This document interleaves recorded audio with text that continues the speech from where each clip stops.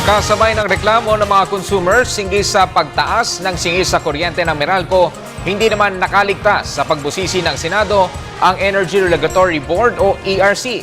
Tanong ng mga senador, bakit inaprubahan ng dagdag singil gayong dapat isinaalang-alang din ang kapakanan ng mga consumers? Si Bianca Piedad sa detalye. Inusisa ng mga senador kung nagampanan ng Energy Regulation Commission ang tungkulin nito na proteksyonan ang mga consumers sa power rate hike sa unang pagdinig ng Senado sa naturang issue. Nang tanungin ni Senate Committee on Energy Chair Serge Osmeña kung bakit kinakailangan ng malakihang pagtaas sa singil ng Manila Electric Company o Meralco sa kuryente na umaabot sa 4 na piso at 16 na sentimos per kilowatt hour mula ngayong buwan hanggang Marso, hindi ito masagot ni ERC Chair Zenaida Ducut at sa halip ay ipinasa ang sagot sa bawat opisyal ng ERC. Sinubukan naman linawin ni Senador Ralph Recto sa ERC nito sa pagpayag sa dagdag singil ng Meralco sa kuryente upang maging klaro kung dapat amyendahan ang Electricity Power Industry Reform Act o EPIRA Law. Is the price increase justified? Paano natin malalaman ito? Kung tama ba yung presyo o hindi? Ang sabi ng Meralco kanina, kulang-kulang piso to 150 yung pagbago ng pagkatong.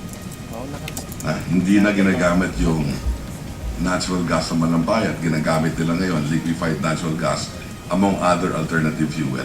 Pinatitingnan din ni Recto ang posibilidad ng sabuatan dahil kung mapatunayan niya ay hindi na dapat pakialaman pa ang Malampaya Fund. Kailangan na lamang baguhin ang batas nang sa gayon ay hindi na maulit pa. Sinabi naman ni Senate President Franklin Drilon na papatawan ng karampatang parusa kapag napatunayan na nagkaroon ng sabuatan kaugnay sa power rate hike. Hinikayat naman ni Senador Antonio Trillanes IV na reviewin ng ERC ang sinisingil ngayon ng Meralco na hindi umanutugma sa kanilang komputasyon.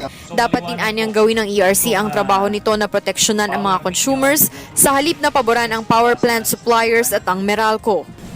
So maliwanag po, itong power ninyo at yung WESM, itong PEMC, we will need those documents. Kung sino-sino yung mga may-ari ng mga planta na nanalo or nakakuha ng bid doon sa period na yon at yung mga nag-shutdown na unscheduled. Okay? At maliwanag po yan na may ano dyan.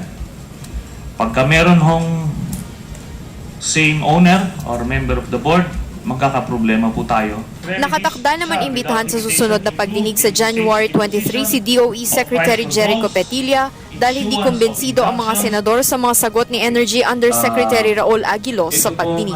Para sa Telebisyon ng Bayan, Bianca Piedad.